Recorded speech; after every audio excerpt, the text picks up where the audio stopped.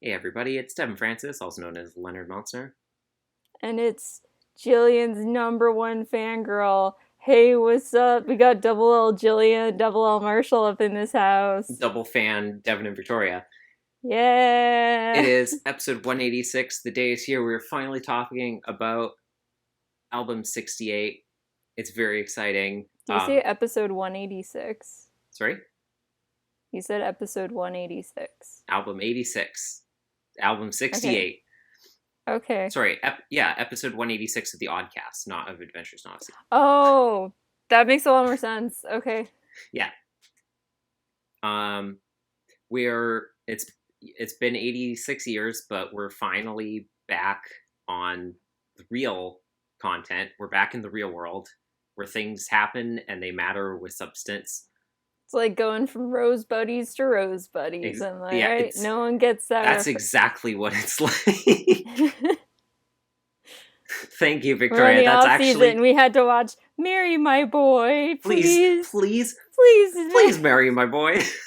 I think Griffin was just bitter that he didn't come up with a show called "Please Marry My Boy" first. Yeah, because it means that he can't already make a podcast under that name on MaximumFun.org. Um, slash join. It's Max Fun Drive. Get on it, everyone.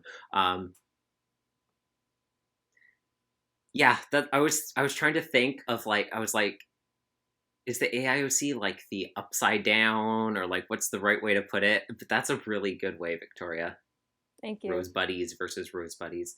Um, okay, so we have our first two episodes of album 68. The title of which I can't remember because it's been so long. Even though I just saw it last night. What's it called? It is Out of the Blue. So, first episode, 880. Good job. Written by Kathy Buchanan, obviously, because it's fantastic. Finished this episode and I was like, who else? Mwah, chef's kiss. This episode was so good. Who wrote it? And Chris was like, written by Kathy Buchanan. And I was like, yes, Kathy. What happens in this episode, Victoria? So this episode has kind of three plot lines. So the first and main one is the cover album art, which is Jillian doing like meteorologist work, it looks like, which is very apt because that is what she's doing. I don't know if apt is the correct word there, but yeah, it's just she's literally she's descriptive of what's no, I mean, like, I wouldn't say this drawing is apt because that's what's happening. It's just that is literally a literal depiction of what happened. Yeah, exactly. So Jillian's trying to find a job. Connie is helping her. Jillian goes all around town. The first place she goes to is J&J's, which J's. I started internally screeching. I could not externally because I was at work when I was listening to this. Wandering around with a big dopey grin on my face every time Jason was talked about or mentioned or talking to Jillian. Because if you haven't watched any other episodes where we talk about Jason and Jillian before... What are you doing, first off? Yeah, go back. We ship them real hard. Jilson for the win. Jilson supremacy. Jilson, so good. Jilson is legitimately maybe becoming my favorite Odyssey ship at the moment. Like, it is surpassing Wooten and Penny. I'm sorry, Wooten and Penny. They're so good. They're so good. I didn't know how I was like, I think Jilson's great. But then Jillian turning out to have so many spy abilities is what pushed it over the top. That's what made me go from, I ship this because I think it's fun and actually they work pretty well together, to, oh, they're actually going to make this canon. Yeah. And I believe in our predictions for this episode, we predicted that Jillian was going to try out a bunch of jobs and they weren't going to work, including the antique shop. And then she would end up at a place where they're like, hey, you tried this and it doesn't work, but we noticed that you happen to have this other ancillary skill and we think that you would actually be good at this and we want to hire you. And that probably in the end, she was almost definitely going to end up working with Jason. Mm-hmm. It kind of reminded me... We basically nailed this one on the head. It kind of reminded me like a teeny bit of what am I going to do the Penny episodes, post Green Ring, like when she gets the job at the art place. It's been a while since we've heard from Jacques Henri. It has. But you know who we did hear I guess from he was in the long in end. this episode? Was he in the long end? But his gallery was either way. He is the We got a gallery. callback in this episode, a callback to a character. Yes, we did. I was very surprised pleasantly. I was too. It was nice. Yeah. I was like sitting there and I was just like, oh, I mean, kind of a callback. Like, It was a we'll get cool. to it. It was a cool little It was cool. Easter egg, liked I it. guess you'd call it. Yeah. I wonder how many people just listened to that and thought nothing of it, and then you and me were just sitting there and we're like, ooh, treats. I feel like most people have been listening for a long time, but I picked up on it. Yeah. Okay, so Jillian goes to the antique shop. She basically mocks Jason's decor and then does like a nice little window arrangement with like all these rare like Chinese antiques that are like ginger pots or something. Yeah, or like bowls or something like that. Yeah. And Jason's like, get out of my store. Like, the second he sees Jillian, he's like, I do not want her on the premises. And I was like, Jason, no. He was a lot more like overtly anti-Jillian than I was expecting. I didn't expect such a brazen act. Like, it reminded me of like early Bernard and Eugene episodes. Yeah. Where it's like, get him away from me. I expected him to be like, I don't really know, Connie, because this and this. He was just like, absolutely not. But like, I think part of it is because like he and Jillian kind of have done business before in like her first episode. That's true. So he was like, I know how this is gonna go. Get away from the precious breakable objects that are very expensive. So I think that's why that kind of sprung up a little bit faster than it might have otherwise. That's valid. Okay, so then we have her trying to do, what's the next job she does? It's not the meteorologist, Wits End. is it? Wits End. She tries to do some Wits End stuff. She's apparently scared of ice cream, which Connie makes a comment about, and I'm like, Constance Kendall, you are scared of staplers. You do not get to talk to her about being scared of ice cream. I would like to read my quote from my notes. You're terrified of ice cream? Condescendingly remarked the woman with a fear of staplers. Yeah, I'm glad we're on the same page. I knew you would say something about it, so that's why I made sure I said something you about almost it word for word like said the same thing that I did. Yeah. Okay, so then she tries to get a job at the TV station. Right, that's the next thing, right? I think so. I don't necessarily remember every single one, but okay. The hospital, right? Oh wait, she tries to be a receptionist. Yes, for the surgical wing, which was what and then she tells Joseph like a kid not to come in because if she gets her tonsils taken out, she'll like get killed in surgery. I think it was or an old lady, like but yeah. And then in the end, to wrap up her plot line, she goes back to the antique store because she says to Connie, and I was thinking like, okay, she's definitely, or at least I was really hoping, I was thinking like everything she's talked about has to do with like interior design skills, basically. And she's mentioned Triple J's at every place that she's been. Yeah. And she's also mentioned Jason at almost every place that she's been to, and I was like, my heart. Okay, so I was thinking either she goes back and works with Jason as like a interior design person, or she just straight up gets an interior design job. And then she independently says, without Jason having to call, which I thought might happen, like, I really just want to go back to the antique store and work there. And I was just like, yes. And then when she got there, Jason was like, immediately pounced on her. He's like, please work for me. Like, my window display's done so well. And I was like, I knew that would happen. Yes, good content. Jillian's not a Christian, right? I mean, they haven't specified, not that we know of. Okay. I have a feeling it's a no, and that's like the one thing that's making me hesitant about the idea that her and Jason might end up together. Oh, that's Jason. Like the thing that's holding me back. Unless it's like a thing, unless it's supposed to be like a parallel with Tasha. I'm sure. The difference is I'm sure we're gonna get a whole arc. And like, I just really want her and Jason to be together, and I know she's not a Christian, like, they're not going to be together, so...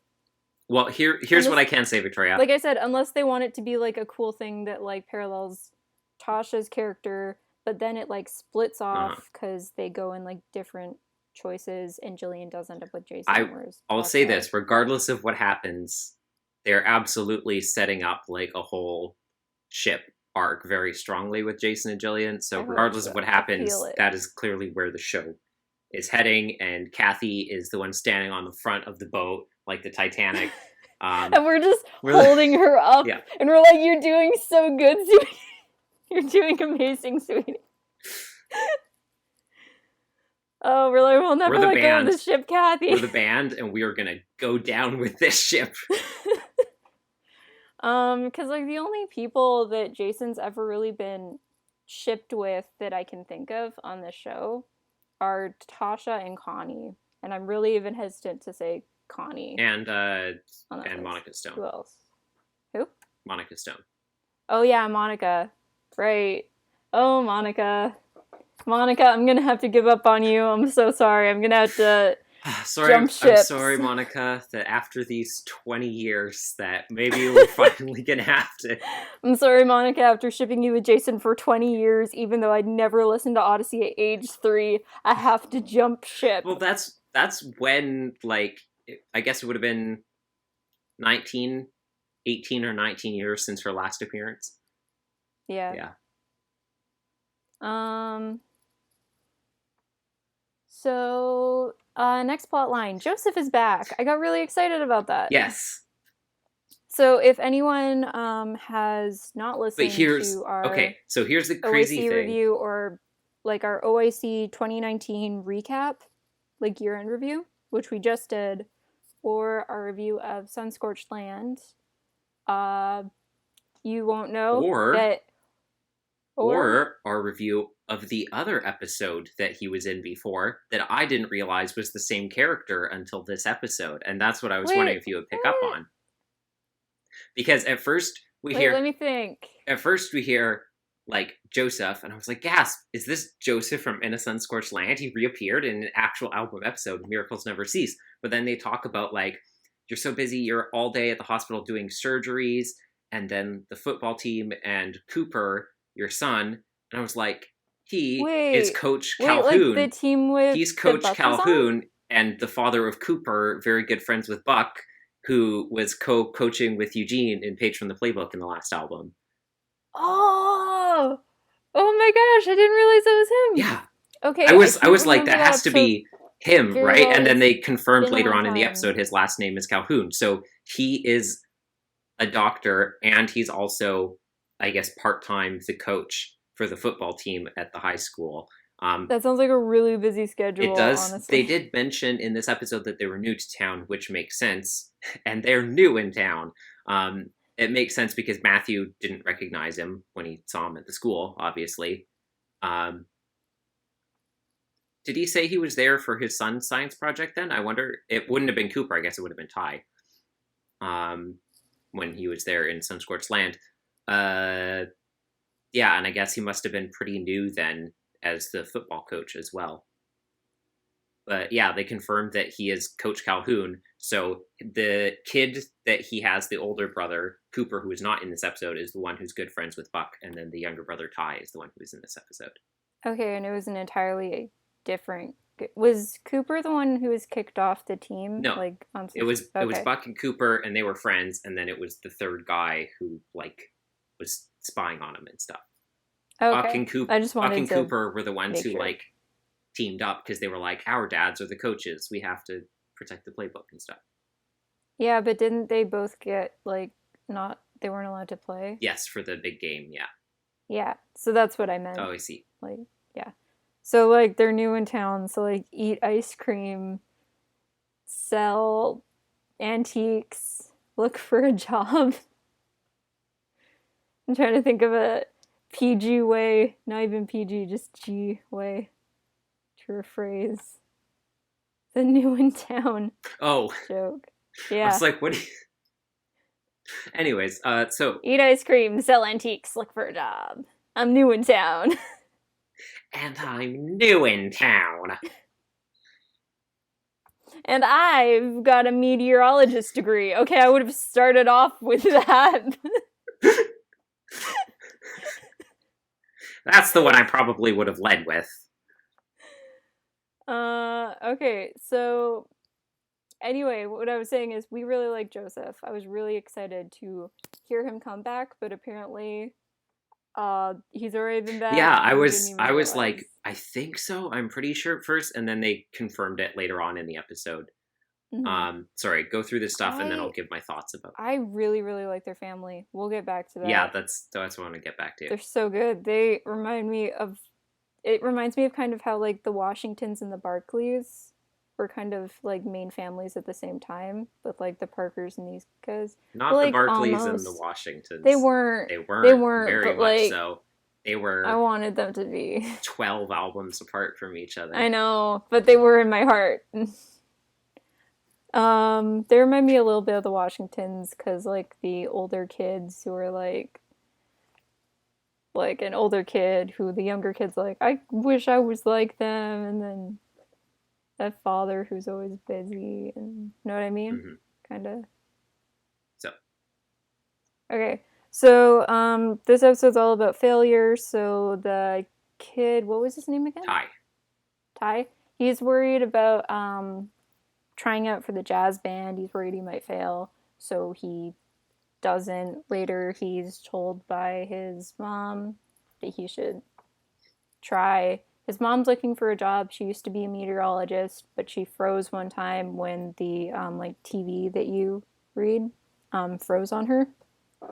And then she quit, and then she left the field for a very long time. She kind of gets interviewed at the same time Jillian does. She gets the job instead of Jillian. What? What's her name? I forget. Kayla. Yeah. And then she's like, I should be an example for my son, and he'll always worry about failure if I always worry about failure, so I'm going to take the job. And I was just like, I like her so much. When she gave... And I love Joseph so much. And this kid is great. And knowing that that other kid that was friends with Buck is Cooper, he's also great. Like, I love everyone in this family. Yes, I do too. Very much so. When Jillian gave her like on-camera performance, I was like, I mean, obviously she's like making up numbers. She does have a very good on-camera presence, which we obviously knew.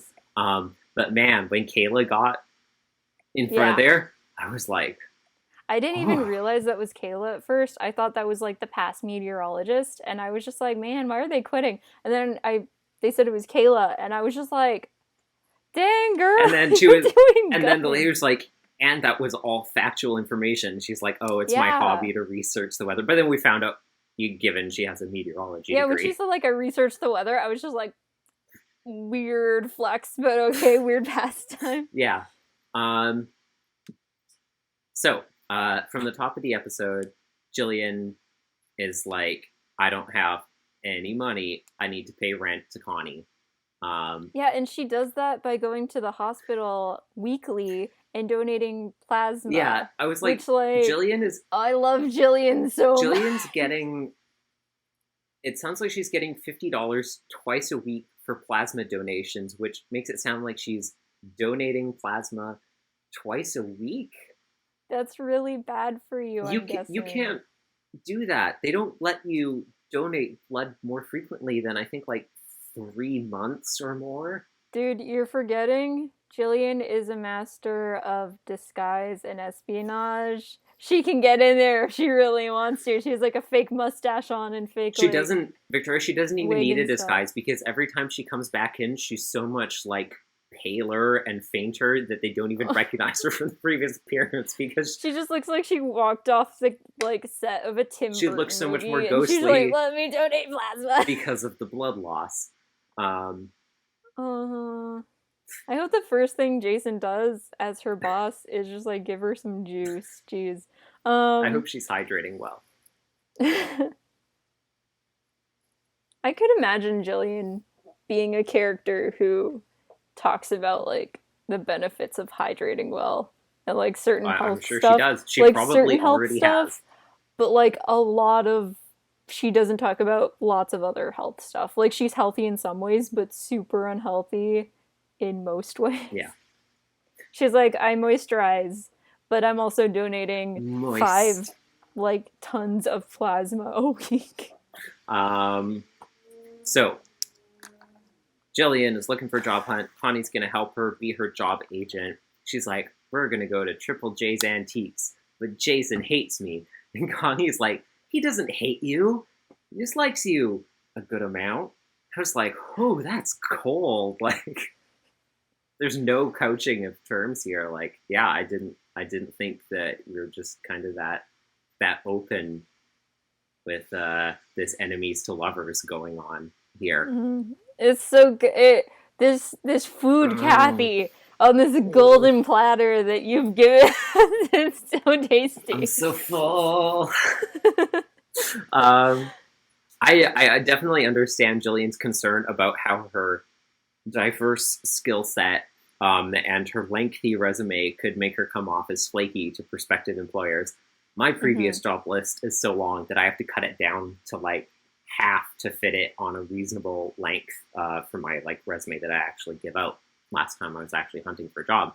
And there's a quite diverse selection of arenas on it. And it's just because most of them were temporary postings and summer jobs and co-op jobs and stuff. So it's not like I was being fired all the time or I was quitting constantly. Sometimes depending on the nature of the different work you've just done a lot of very different things. It's like I was a farmer and I was a museum curator and I was a delivery driver and I was in food service and, you know, I organized children's camps and I delivered newspapers, and you can do a lot of different things and not I be felt flaky. awkward when I was updating my resume a couple months ago because the 3 jobs I was doing at the time were 3 jobs I was doing like basically back in high school and have gone back to over and over again. So it looks like I have commitment issues and they still keep on hiring me back anyway, It's a seasonal job. I think people get that. I know. Summer is in the title of the job position. Yeah, I guess that's true. But also, like, working at the store right now, I did that my first summer after Selkirk before I moved away. And I was also doing piano at the time, which, if you look at my resume, it says I haven't done that in like 3 years. So. I mean, once again, it's not like you just randomly quit and did it again. It's a function of where you were living. I know. Still. So, speaking of getting jobs, as soon as Jillian was going around and she was talking to other places and she just keeps on talking about Triple J's, and I was like, I can't believe Jillian is actually going to end up at Triple J's, and by can't believe, I mean absolutely can believe that they're going to get married and have so many children. It's going to be beautiful. I'm just so happy that they're becoming business partners. If it never becomes anything more, at least they were partners in some way at some point. Well, also spy partners. Also spy partners and fake married.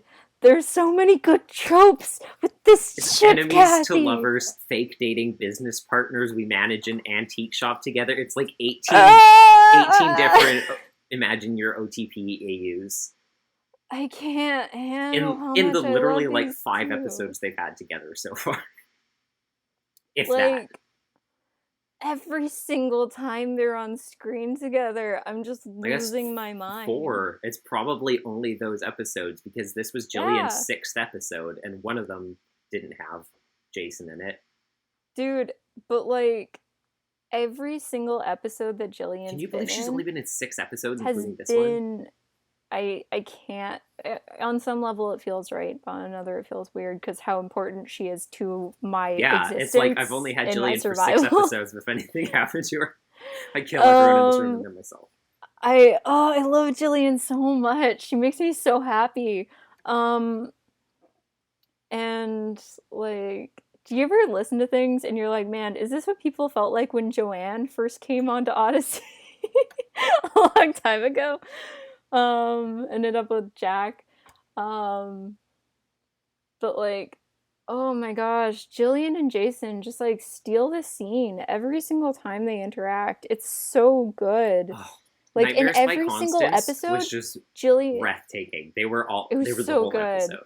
It was so good. And like every single episode Jillian's been in, even if she isn't like the main focus, like some of them have been more about Connie or Jules or like those guys, but like every single episode with Jillian has been so good, Mm-hmm. even if it's like about her or not.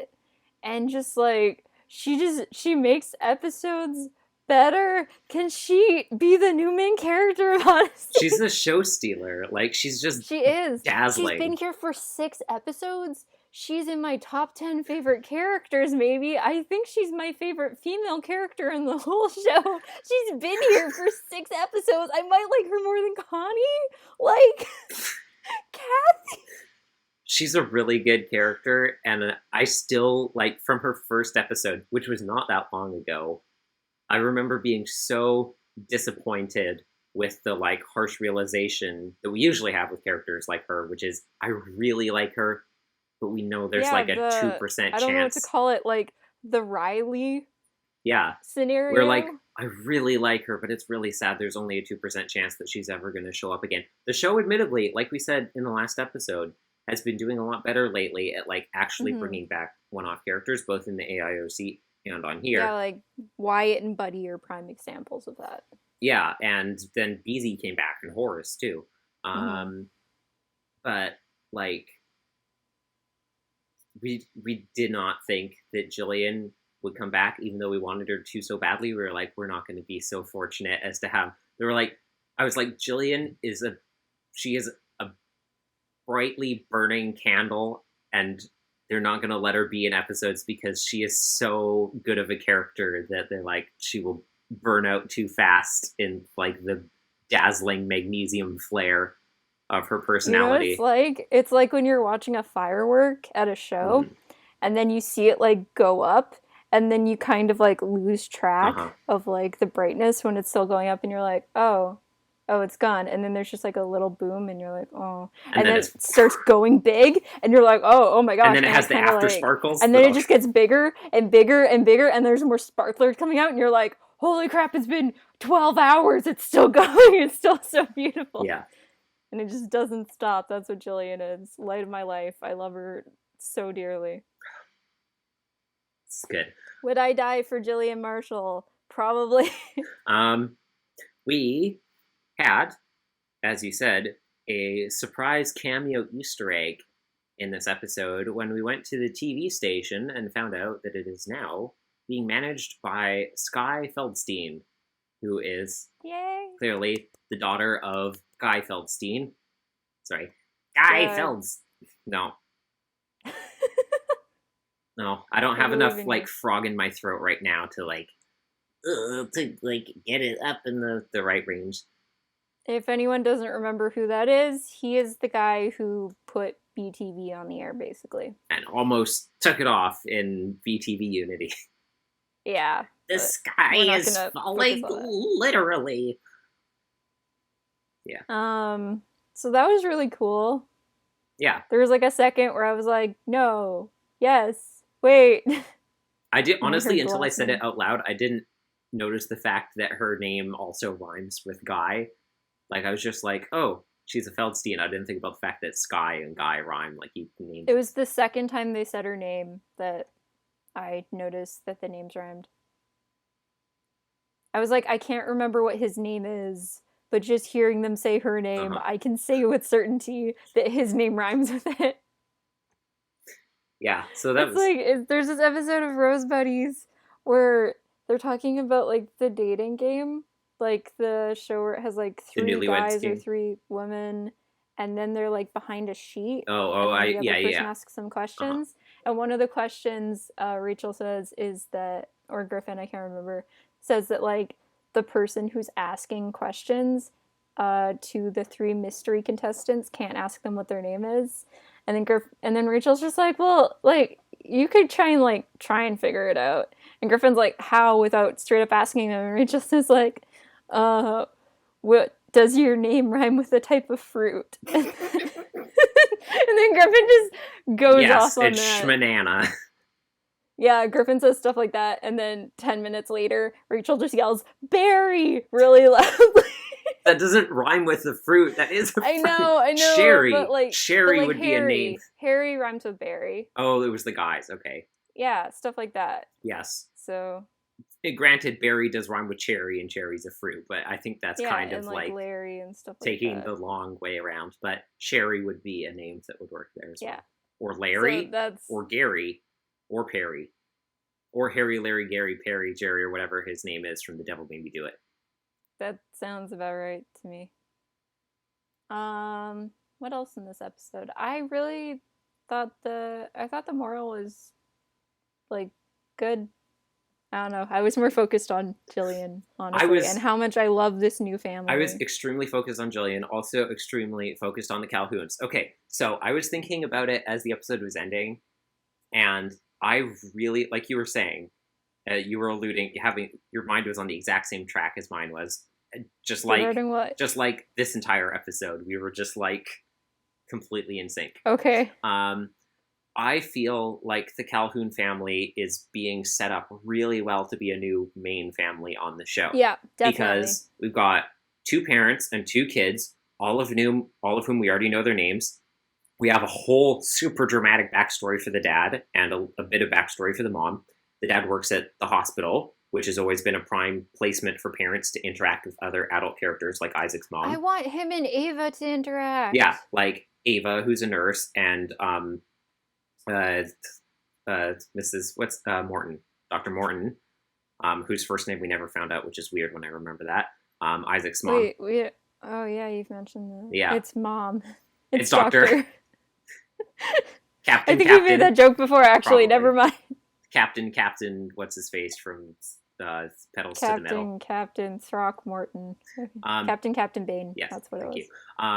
And he's also the high school football coach, which also puts him in prime placement for like kid interaction and mentorship. So that puts him in a prime place to interact a lot with the kids. Because an important part of main families is that the parents get to be in their own episodes apart from being related to their kids, like George Barkley being like the pastor how Ava and stuff. Can do like doctor stuff or mission stuff. Yeah, and Ed being you have like with the Washingtons, yeah. You have Ed who's in charge of like Wits End and Connellsville, yeah. And with George, he was the pastor, so he was regularly coming back even when they were like in Pokenberry Falls. Exactly, and we have Dale Jacobs being the editor for the paper.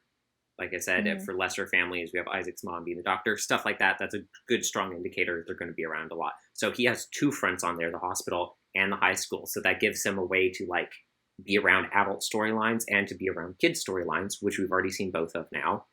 And so do we know that there's only like two kids? No. He said his older brother, so we don't know for sure that there aren't more, like there could be a much older brother or something like that, or I sister. kind of got the vibe that there were more kids. Also, it'll be like weird if we get a new main family and there's only sons in it. That would be interesting. Oh, it's never happened that we've only had. We've only ever had like we've had only sisters in the Jacobs family. Oh, that's true. That's true with Melody and Robin. Yeah. Melanie. Yeah. Why did I say Melody? Because you were thinking of The Little Mermaid 2. I was thinking of The Little Mermaid 2, but leave me alone. That's my secret. I'm always thinking about The Little Mermaid 2 and Cinderella 3, the two most important Disney movies. Aladdin 3. I never liked Aladdin 3. I always liked Aladdin 2 more.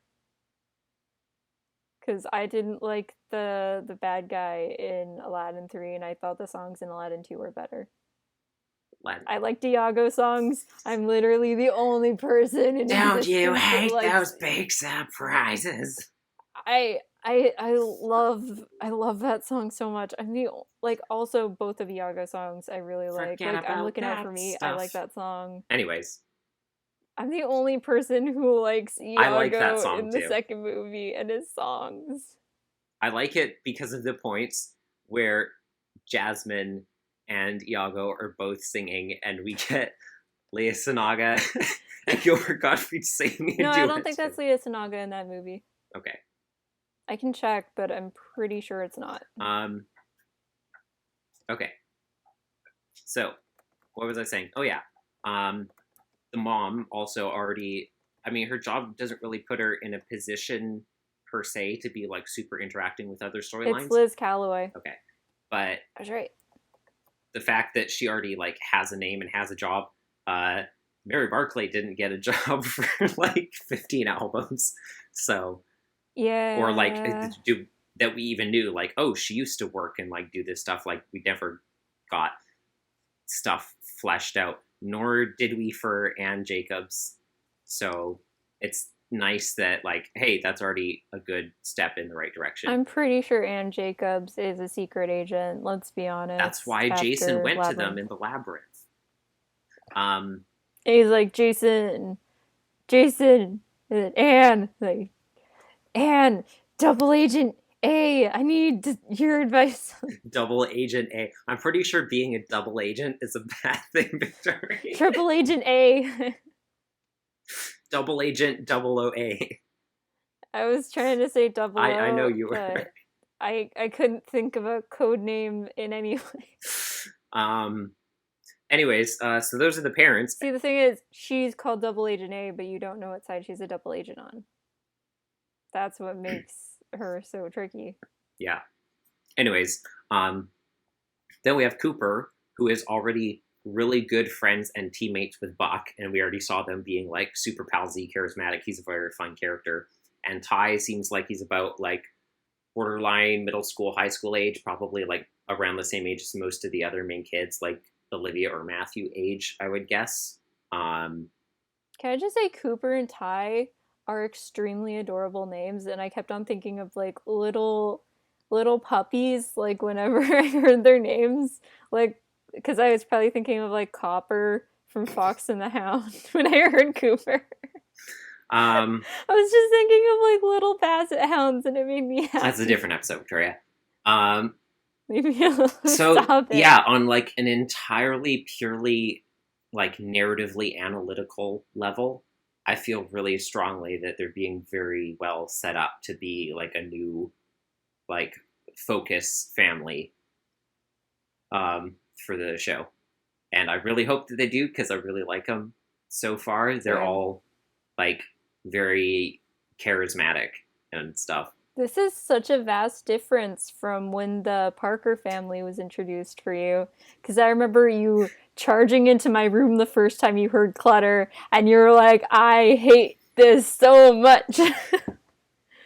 You know, it's crazy to me to think that Coach Calhoun is Joseph, but now I'm also picturing, you know, when football coaches are giving like these speeches where they're trying to cheer up the team, but they're also like chewing them out for like they need to work harder. Can you imagine? Wait, I want you to run to that other end, like that's where the goat that was stolen from your family is. I want you to go and get it. Like the amount of like back in my day kind of like oh, you don't want to run drills? Do you know what it's like to be on the run from a rebel army and you're chasing your way without food or water, like escaping to a refugee And then you meet camp this girl who has a broken arm as or a broken leg. as your friends are and you're like, I don't know whether to leave her behind. dying She of might slow us parasitic down, but we should disease. take her. And I'm not a Christian, so I don't know what God would say about this. But my mom was really into it. And Buck's like, sir. And he's just like, and then your family you get is to the dead, hill. and your best friend dies. You get to the hill overlooking it, but you look, and your best friend says, "It's okay. I'm not going to wake up in the morning." You have to bury his body before you can make the last way's journey to the camp, the refugee camp. And he's like, okay, so, and everyone put your hands in, praise God, amen. Hey, let's go outside. And everyone's just sitting there like, what just happened? I'm so here for Coach Calhoun giving the most like traumatizing war stories as like encouraging coach speeches in like sports moments. It's like the this one does not spark joy, this one sparks joy. Coach Calhoun versus whatever that guy's name was. I can't remember who was like Ryan. Coach racist stereotype? Yeah, that guy. I don't remember Coach what his Fang. name was. Yeah. This is a very big improvement in every conceivable way. They are also doing different sports though. That is true. Was like the what's the episode called where there's like owl. The owl napping. Yeah. Was that the last episode with that guy? No, I don't think so. Okay. I doubt it, but it's possible. He was in at least 2 episodes for sure. I remember he was in that one. He was also in Jay's first episode, which was in album 51, which was the prank Target of the Week. That's what it's called. Yeah. Man. Remember when Vance was a character? Groundhog Day was such a good episode. Remember when Vance existed before he got killed by the Dude, do you think he got hit by a bus in Mean Girls? After he had his little bank robbery thing with his dad that Eugene saw. Did he go to jail and he's just in that's what I'm because you just because that would actually explain a lot. Yeah. Is he just gonna come back and it'll be Rodney went to jail for a while. From jail kind of thing with Rodney when he comes back later. Remember, Rodney's character was diffused into Jay and Vance after the hiatus, and Vance was the legit criminal portion of Rodney to help us differentiate between the, hi, I'm kind of goofy and whatever, from the I've been to jail twice portion of Rodney. And so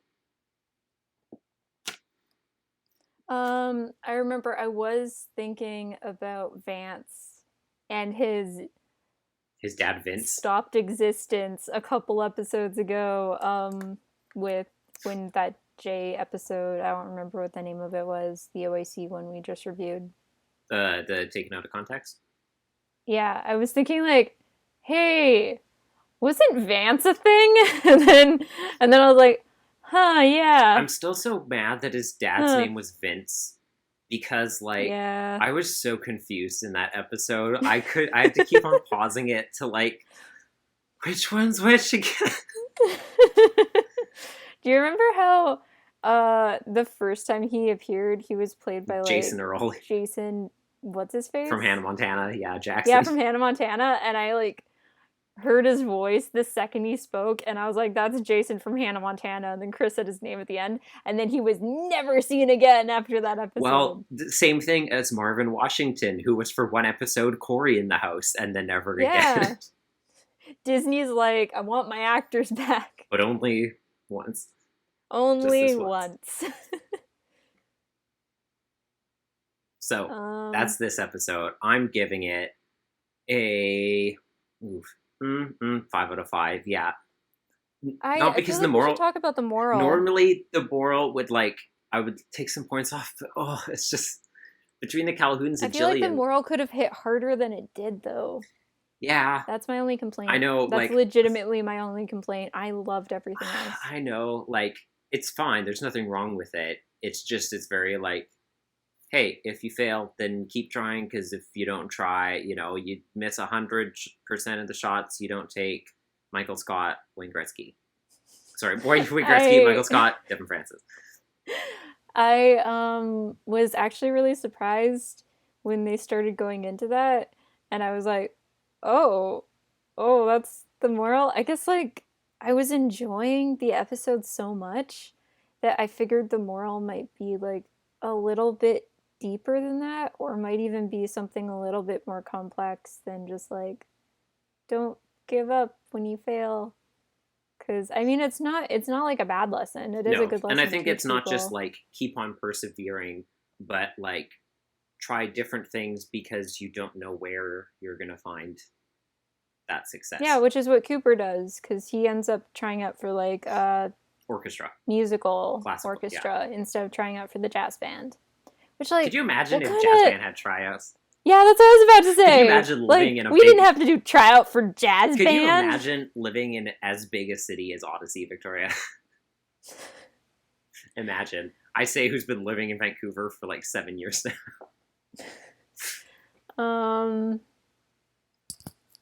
So I guess I should review it. I'm gonna give it a 4.8. Yeah. Just because I was a teeny bit underwhelmed. Yeah, I had to knock it down to a 4.9. I have to take something off for there not being too much really kind of novel about the moral, or really creative about the way it was expressed, but the characterization and plot stuff that it brought was such fine dining.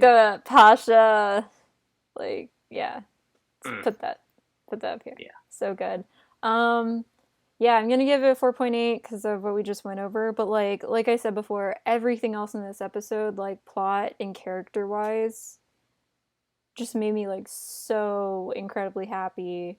If you could not tell, I think I'm honestly, legitimately gonna put like Jillian up there with like Jared and Wellington in my beautiful corner of just like my beautiful little Odyssey character horde Except of she's one who characters who I actually just gets to keep on love to appearing death. regularly. She's the one who gets to be reoccurring. I mean, Jared was in a lot of Yeah, but episodes, that but was a long time he's ago. gone now. That was a long time ago. Could you imagine the raw feral energy that would emit from me? It would be like the scene from the end of Shrek where Fiona turns into an ogre and then like light beams pour out of every orifice of her body and fingertips for some reason. She's If regenerating, Victoria. Jillian and Wellington ever interacted with each other. Yeah, I feel like the chances of that are not enormously large. I'm sorry to break it to you. I know, but like, could you imagine though? Could you imagine? Yeah. She would be like critiquing his appearance the second she saw him, and he would just be like, "Who is this?" He would be like, oh, and she would be like, oh. It would be so good content. She'd be like, "Hey, can I go in your fancy car and drink all your pop?" And he'd be like, "Get away from me! What are you?" And he's so good. Oh, It was a good episode. I love Jason and Jillian so much. So, I once saw a ship so beautiful I started crying. that was our season premiere. It was a very good season premiere. It was aptly titled "Good Job," because it was. Good job, Kathy. It was so good. It was Kathy patting herself on the back. That it was going to be the Jillian episode the second I saw the title. Well, yeah, we already said that and stuff. I feel like it might have had a different title back then, because I don't remember that being a title in my mind until like yesterday when I listened to the episode. I was like, I don't remember this title, but I remember there was one that we were like, oh, that's definitely the one about Jillian job hunting. Yeah, there was like another title that I saw that I was like, oh, maybe this will be the Jillian one actually. Let me see. There's no bonus features. Breaking News. That's the name of the fourth episode. I was like, it could also be that one, but upon reflection, that might be more about the meteorologist job that Kayla now has. It could be. I still feel like breaking news Kayla, right? Isn't, yes, normally a term associated specifically with the meteorologist at the news station, unless there's like a tornado. There could be a tornado. We haven't had one in a while. It has been a while. We are due. I mean, after what happened, was it 2 summers ago? The flood? No. I mean, wasn't that on the OAC though? It was, so it's yes. a little hard to figure out. It was. The beautiful Trickle Lake, Trickle Lamb lore, Trickle Dam Lake lore of that episode. The lore was trickling in, one might say. Oh, so good. Into Devin's mouth, where he ate it up. Sweet nectar, sweet ambrosia. Let's go on to the next episode. That's the premiere. So, now let's talk about the next episode, which is Playing Favorites. So, now episode 881, Playing Favorites, with no U because America, written by Marshall Younger. Can you do the description for this one? Sure. Playing Favorites is focused primarily on Wyatt, as well as the Parkers, because Wyatt lives next door to the Parkers, and they are his friends. Wyatt's side of the story, the A side, is focused on him trying to reconcile his relationship with his older sister, Bridget, because she is an angsty teenager, and she is extremely rude to him. She works at Burger World, and she's just, like, really mean, and she has Valerie over, and she's really mean and stuff. And Wyatt, like, just really misses her and wants to be friends with her, and he just, like, totally accepts all of it. And he's like, I know she still cares for me deep down, but, like, I wish that we could be friends again, like we used to be. And he kind of espouses the idea of all parents have a favorite child to the Parkers. Ava's out of town. Camilla's out of town. It's just David and the kids, and David is feeding them terrible food because men are useless. And David's an alien. And he doesn't know what human food is, so he yeah, can't cook for them. Exactly. I don't know what your human sustenance is. So the kids keep on being like, who's your favorite kid? Who's your favorite kid? And Wyatt's working on a lie detector for a school project, and he tries to get David to crack on who his favorite kid is, and he finally is like, I love all you guys, and you can't take like this or that and try and make it proof, because I love you guys all so much, and love is expressed in different ways, and so like I do this for one of you and I do this for the other of you, because like it looks different for different people, and love languages. Exactly.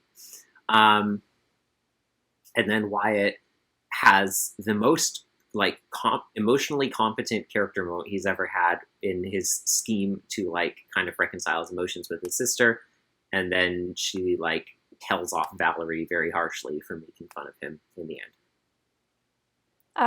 We were talking about Valerie the other day, and I'm kind of glad we were, because she was in this episode. She was in this episode. It's the first time we've heard from her since her big protag moment in the AIOC last year. I would not say we've seen a particularly appreciable difference in this appearance, which is what I expected.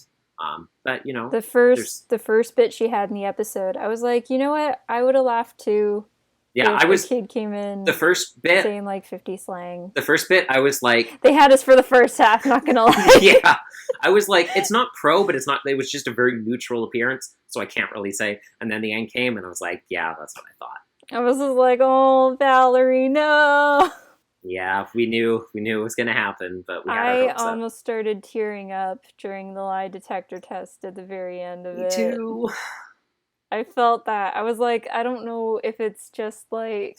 He was like, do you miss me? And I was like... And then that, yeah, that got me. That got me. So, like, where should we start? Should we just start with that plot, I guess? We start with Burger World. That's a throwback. We haven't seen Burger World. Ride the rides and then you'll hurl in quite a while. So that's back, and that's where Bridget works, because she's a teen. We've heard her in one other episode, which was the man of the house episode, where she was like, Wyatt, you can't fix the washing machine. Wyatt's dad was also in this episode, and he was also in that one previously that we got to hear from him. To hear him. I don't think that he has a name yet. So his playlist on my iTunes is just called Wyatt's Dad now, that he has one. Army man. Because we also don't know his last name either, so I can't even call him Mr. What's-His-Face. I could call him Mr. What's-His-Face. Yeah. So Burger World is here, and then there was another flashback. Oh, they mentioned Pete's Gas and Chow as well later in the I didn't episode. notice that. His dad said something when he was like, oh, did you like, he was like making the jokes like, did you do this and this thing? And then he had said the football thing, and mentioned a real sports team, which kind of surprised me. The only reason I knew it was a real sports team is because it's in the Lizzo song, the Minnesota Vikings. Wow. I could have told you that the Minnesota Vikings. I would have said like, it sounds like that's real and the right one, but I knew for sure because of Lizzo. So yeah, he mentioned Pete's Gas and Chow, and that was like his story that he was projecting onto Wyatt about like going there and trying to eat a whole bunch of something at once and then getting sick or something like that. So I was like, wow, 2 business callbacks from like quite a while ago. So that's cool. I really like Wyatt's character quirk, which is how he just like makes up facts all the time and like just spouts off fake statistics about things from whole cloth.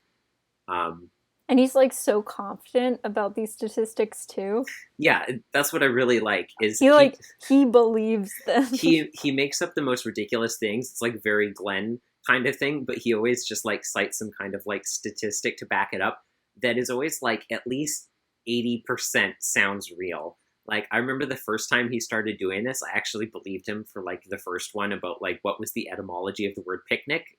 I was like, it doesn't I was like, that isn't what I would have guessed. It was very much like, that doesn't sound right, but I don't know enough about the etymology of picnic to say that you're wrong. But I think by the second fact, I was like, oh, he just lies about things. I get it.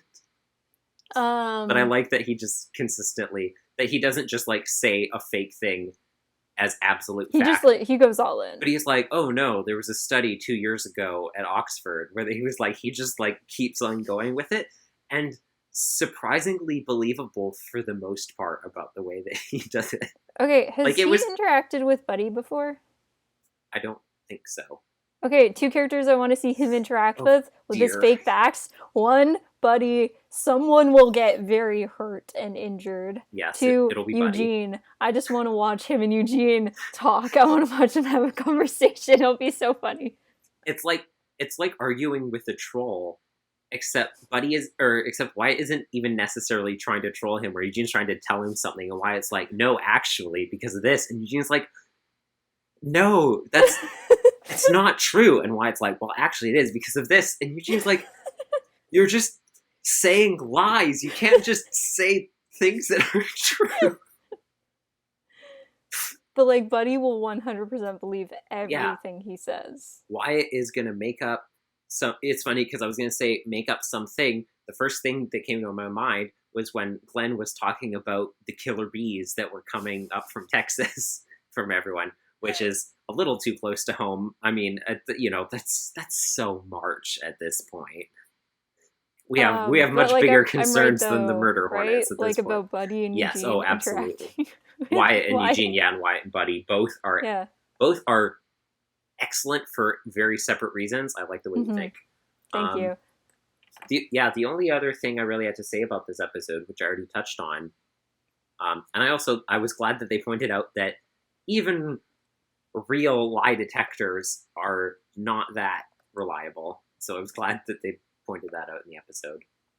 But I did enjoy the fact that it buzzed every single time. I was about to start critiquing Chris's final wrap up, but then I realized that's for the episode after this, so which I have not heard, and that's next episode. I thought it was a really, really sweet move on Wyatt's part, like we said, very emotional, like, and just Wyatt typically, as we've seen so far, we haven't seen him kind of be like emotionally competent and like smooth enough, I guess, in kind of the way that he like plans and operates to execute something so well as what he did with, like, I didn't think it was gonna work because none of the stuff he usually does works. Exactly. He's like and the thing is, Wyatt is an extremely honest character, and I think that's why the facts thing is so funny. He's like the most honest, dishonest character that we have currently. Well, it's also funny because, like, I liked how when the lie detector buzzed, he's like, "Oh, I must have been wrong." Like he assumed, like, "Oh, it buzzed. I guess I don't know my own name." He's just like, just in case, I'll check my birth certificate. And the fact that what's her name again? His sister, Bridget. She's just like, "Oh, by the way, that's where the birth certificates are. If you still do want to check." I was thinking, like, I don't know if that's just Bridget like teasing him. I think she's just realizes like being jocular. Yes. I don't know if it's that or if it's just her being like, I know him well enough to know it will genuinely bother him if he doesn't check. That's what I mean. Obviously, I was thinking, like, on one level, this is a joke. On another level, it's actually really sweet if you think about it. I think it was that mix of the two where she's, like, kind of being jokey, but also kind of, like, wink, wink under the table, like, being nice to him. Yeah, I thought it was very... What am I thinking of? I think I've seen it before in media where you see, like, a character realizes, like, oh, I can't lie. And then they get the idea that, like, I can just say statements out loud, and if I'm unable to say it, then it must be the truth, and I can divine the truth that way, even if I don't know what the truth is. And that's, like, Wyatt here, where he's like, I can just say something, and the lie detector will tell me if it's true or not, which is very adorable. I like, avoided doing that with my writing with Shax. Yes. Because I was thinking, like, if I do that, then everyone will know what the truth is at all times. Exactly. And I can't have that. So it's like, whatever you believe is the truth, you can say it, and I won't count it as lying. Yeah, because that's how it works. Especially when it comes to a lie detector. Don't lie detector. Well, I guess they kind of said it in the episode that lie detectors don't completely work all the time. Yeah. They're not that So, reliable. And even then, yes, mhm. obviously it's only based on how much you think you're telling the truth. Or rather, And I like should say, on how nervous you are about lying. when I found out like how lie detectors work, I was just like, oh, I would never be able to use a lie detector because I get so nervous about so many things that But it would just be here's the going thing, like Victoria. crazy all the time. Exactly. You would be nervous whether It regard like you would not work for me. exactly. So it Yeah. wouldn't matter because they wouldn't be able to get it. They have to get a baseline, a clear negative Oh, and that's true. positive control. So if you're nervous the whole time, they won't be able to get anything anyways. That's true. So if you Okay, can I either think stay completely calm or if you can make yourself feel really nervous the whole time, it does nothing, which is why they're fairly useless. mhm. I think that we've talked about this before. But like I can tend, depending on the sibling story, to get very emotional about it. I feel kind of bad for people who aren't siblings that have listened to this episode, because like it's like how when you can usually tell if someone's a sibling or not by how they write something. So like there's only one thing with the sibling stuff that bothered me in this episode. It was the fact that like Wyatt called Bridget sister or sis at one point, and I just like kind of cringed a little bit. That is like my most hated writing trope, I think, at the moment, is when characters call each other by how they're related in ways that aren't natural. Yeah. Like, I'm never gonna come up to Devin and say, "Oh, Hey, hello, bro. brother." Like, it's that's not no. So many times when people do that, it's because they don't have siblings and they don't know how siblings talk to each That's why other. I'm so glad that it's very rare for anime fix to like actually translate someone saying like Aniki or Ni-chan or Oni-chan or anything like that, because that is something Yeah. that people say in Japanese, and it's not something that people that you can directly Mm-hmm. translate into Japanese or English in a way that people actually say in English. Yeah, that's my only complaint about Strelitzia and Lorium when it's going to get translated, them Hey, brother. interacting in Union Cross. She's going to be like, brother, I want to know, blah, blah, blah, blah, blah. And then, but like, It makes even you with sound that, like a small Victorian ghost. yeah, I know, like, brother, brother, may I Brother, inquire what as is the to the outside like? I draperies? don't remember from before I caught the illness. Like, no From one talks before the like this. consumption took me. Yeah, yeah. Any writing tips for anyone who thinks siblings do this? They don't. Please stop. Um, yeah, But sis, you tell like, them. um, so this happened to me. I think like the most recent one that I can think of this happening to me big time, like sibling angst and me getting really emotional over it, is in Kingdom Hearts Union Cross. Strelitzia and Lorium's relationship has made me extremely emotional, and it will continue For good to, reason. because they'll probably never get reunited with each other, because one of them is now You, spoilered, and the other one is going to spoiler until hundreds of years in the future. And I know one that really got you is Loop and Taco in Taz. yeah. And so both of these relationships we're talking about that made us very emotional are ones where the siblings were separated for whatever I'm reason pretty and sure there couldn't was lots be. of Gravity Falls moments too. Yeah, there's some Gravity Falls stuff that gets ya. And other things I can't think of at the moment. Yeah. There are some books I've read, but you wouldn't know what any of those characters are. Um, and so just like the like, do you miss me? Just gutted me. It got me. I almost started tearing up while I was sitting across from my coworker with like I don't know, like a legally mandated amount of space between us, but still us looking at each Yeah, other and making eye and contact. like you said, the thing that surprised me was how well it was done because we've never seen Wyatt pull off something so deft before. Mm-hmm. Like I was And like, that was a Bridget's really voice smooth move. actress, I gotta give Bridget's Yeah, VA props because her line read for "Do you miss me?" I was choked up because she was choked up. Oh, she sounded so devastated. Oh, it hurt so bad, and it was just like such a tiny, like Just vocal inflection difference than the just a way little. she read the prior lines. but it was just so subtle that you could tell that she was not okay. And then just Wyatt's like tiny little yes in response, like my heart, guys, it hurt. Like overall, I think this episode was a little bit forgettable, but that one Yeah. part, just oh my Those gosh, those it two was lines were the so best part good. of the episode.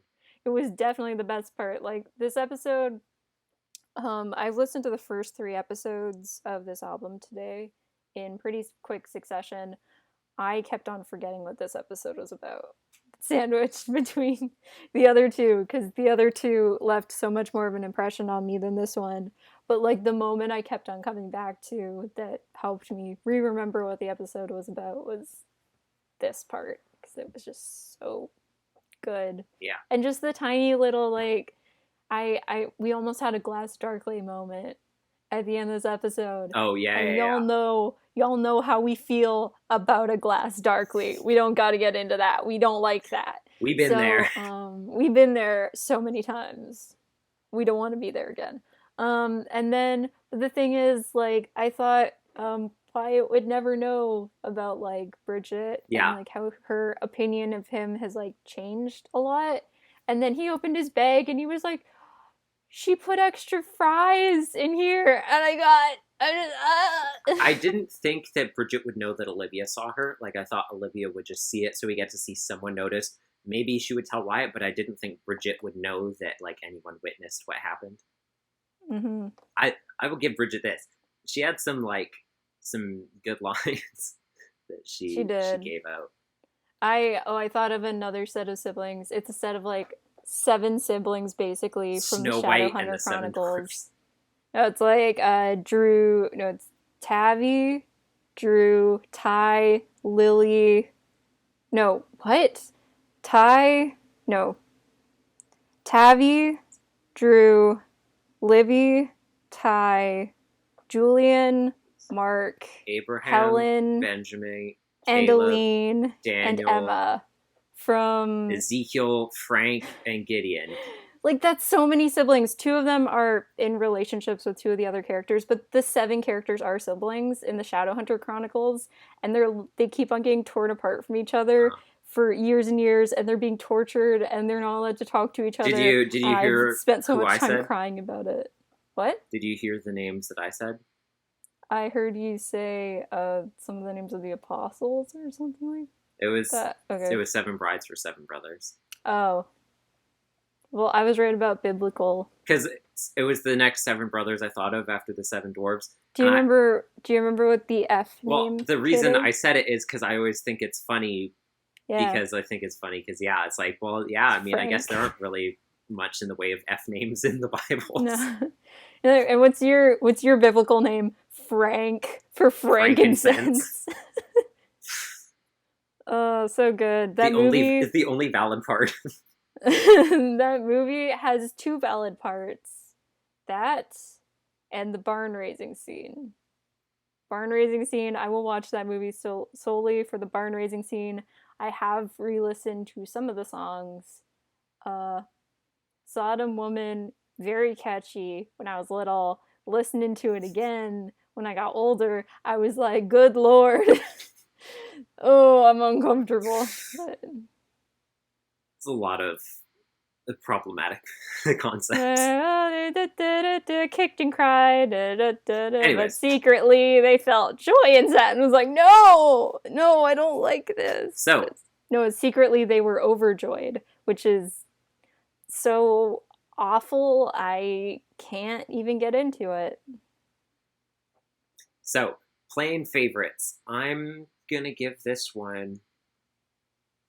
I'm gonna give it a 3.8 because on the whole, I felt like there wasn't a lot to it, and I'm like, it's being raised up by like the final scene with Wyatt and not the final scene with Wyatt and Bridget, but their climactic scene was very good sibling content. The rest of it was pretty like kind of standard slice of life, not that much standout about it. Yeah, I feel like that's a good rating. I'm going to steal it from you. Like I'm a pilfering Viking. I don't know. Yeah, I did actually like some of the Parker content and stuff. I thought it was like overall pretty solid. I like that, which I figured would happen, that the first question when they had the lie detector test for David would be like, which of us do you like more? Um, I I figured they would at like the least second have. Olivia was just like, oh, don't worry, it'll be some easy questions. And I jokingly thought, like, which of us do you like more? And then she said that, and I was like, heck yes. I thought there would be at least like a baseline question first. The thing I like that even Yeah. after that you should do to establish a baseline to make sure it's working is after she says, "Do you have a favorite child?" and he says no, and it buzzes. You should say like, "Do you not have a favorite child?" If he says no, then does it ding? Like, if you get him to answer the other way, does it say he's telling the truth or does it still say he's lying? That should be a pretty good like, oh, we get different responses then if he says different things at the start, but When they whatever. said like, do you like, and they went through all their names and it like buzzed every time, I thought one of them were gonna say, you don't love any of us or something like that. But that didn't happen. I thought that would have been a It was little funny because funny. it was But all I could think of was like you and me and the gift card thing. oh my gosh. Should we say We that don't we story don't really need to go into it. okay. With this episode's been long enough. Um Oh, Long story short, we were given gift cards for Christmas of different values because they very were close. for They were as different close of places. denominations because they were different types of gift cards. Yeah, certain the place Devin and I got gift cards from didn't have the same amount of gift card money that you could buy. So we were given different amounts off by I was given $5 less. So then we immediately called our parents and asked why Devin was the more loved child than me. Yeah, we had a whole thing we about like I were just we were in tears laughing on the ground while our parents were genuinely upset. well, mom was. Dad thought it was hilarious. Mom Well, was very yeah. genuinely trying to justify why. I was like, I mean, I just didn't think that would. The best part was when she was like, And then well, a couple weeks no, later, what was Victoria, it for the Christmas actually? the best part of it was when she was like, well, there was also the factor that Victoria owed me $5, so I thought that kind of balanced out. And I was like, oh, so that's why you love her less. I said with a straight face somehow, and mom was And like, then mom no. started backtracking again. She's like, no. And we were She on got the even more upset. phone just like trying to contain ourselves from I laughing. was actually crying. I was laughing so hard. We were both lying on the ground and we couldn't get up. Mom was very genuinely And then distressed a emotionally. couple weeks later, I think for Christmas, we were both given gift cards again, and my gift card was $5 higher than Devin's gift card. And so I was like, oh man, so what did Victoria do in the last 3 weeks that put her above me? It's so funny because we opened them at the same time, and I like raised my hands. I was like, "Yes, I'm the more loved child." And Victoria And pulls into the lead. Devin and I They're like neck and made neck. our comments at the exact same time, and then Dad started laughing again, and Mom was like, "Oh my god!" Oh, it was very funny. It was really good. Good times. Yeah. Yeah, so I think that's about it for this review. Mm-hmm. What are the next episodes, Victoria? Let me see. Next one is like a wise surprise. I remember the title because it rhymes, and I listened to it earlier today. And then breaking news, Thank you, because I didn't which know. are the next two episodes in this Yes, album. so that will be next episode. Look at us flying through stuff now that would cut out everything else. Which was my idea. You're Yes. welcome, Internet. Yes. So, thank you for joining us on our side of YouTube. I've been Devin Francis, also known as Leonard Meltzner. And I have no more words to And say. you have been joining us on the Adventures in Odyssey Oddcast. Goodbye. Bye.